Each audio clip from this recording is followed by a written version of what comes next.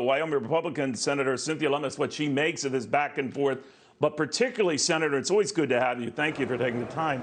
I'd like My to pleasure, get your Neil. thoughts on, thank you again, this idea of a federal gas tax holiday for up to 3 months. Would you support that?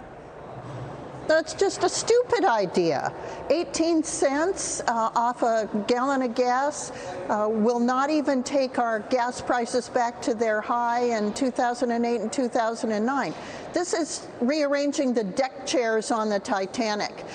The Biden administration caused this mess. It started on day one of the Biden administration.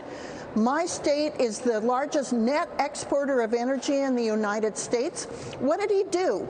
He took the executive order that would prevent us from drilling for oil and gas on federal lands.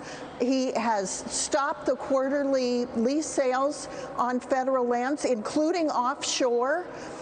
The lawsuits from the environmental community block permits to drill. It's an all-out attack on U.S. production of oil and gas. That's what was keeping the price down. That's what was keeping our economy going. That's what was keeping our tax structure strong. This is all a self-inflicted wound by the Biden administration. All right, now, you know the back and forth on this, Senator. They blame much of this on Vladimir Putin. We know about half the increase came prior to the first Russian boots getting even near Ukraine. Be that as it may, we have this oil executive powwow with the energy secretary at the Energy Department, not at the White House. I found that interesting, that if this were such an urgent problem, as the president clearly seemed to indicate it was and is, why isn't he meeting with them? Why isn't it at the White House? Well, exactly right. I think it's because he does know that he's responsible for what has happened here. You know, you can tweak it around the edges, you can try to blame Putin. None of that is real, and the American people know it. Let me tell you something, Neil. On my ranch in Cheyenne, Wyoming, we would be pulling into the hayfields right now. In my entire 67 years of life, we've never missed a haying season. I don't think we're going to put up hay this year because the price of diesel and gasoline is so high, and we're in a drought, so the hay crop is so small that it's not worth pulling into the field at gas prices this high and diesel prices this high. We'll take our chances. We'll buy expensive hay this fall to take into the winter. This is unprecedented. It's affecting everyone in every industry. It's affecting tourism, and this is all a self-imposed wound by the Biden administration. Having said all of that, Senator, Art Laffer, you know very well, of course, not exactly a liberal, but he said, you know, if he were advising the president, given his list of choices to ease the pain at the pump, he certainly would be talking about more production, but he would go ahead with this gas tax holiday to give Americans some reprieve. What do you think of that? You know, I, like you, think the world of Art Laffer. I disagree with him on this point. It's too little, it's too late, and it will impose burdens on our Highway Trust Fund, which is already heading for insolvency. So it's just the wrong approach to take, and its effect overall on our ability this summer to get around and afford things is just minuscule.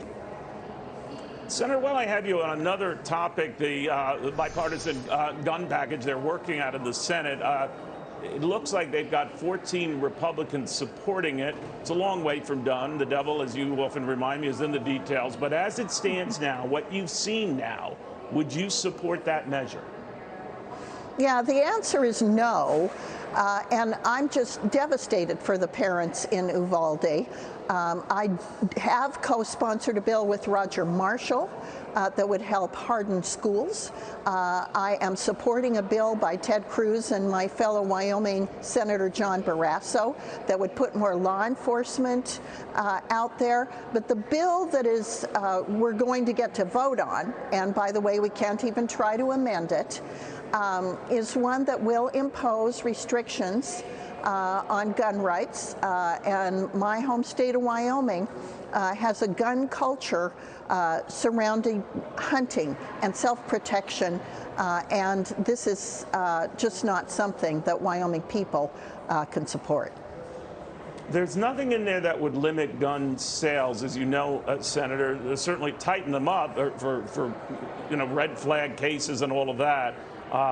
Does that not do it for you? Is it that your fear is it would lead to limiting guns?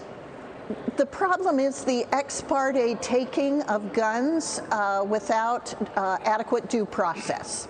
And I get why the people who crafted this bill don't want to come with a national standard, because there are, maybe 19 states that have red flag laws with different standards.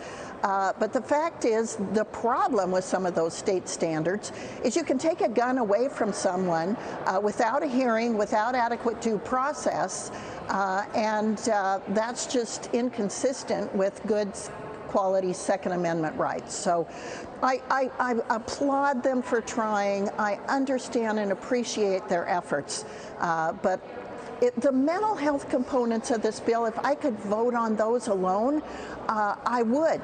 In fact, if I could have separated the mental health components of this bill from the rest of the bill, I would have voted for the mental health components of the bill. They won't allow us any amendments. This is a take it or leave it vote, up or down, and for that reason, I'm a no. All right, we'll watch it very, very closely. Senator Cynthia Lummis, great catching up with you again. You as well, Neil. Thank you.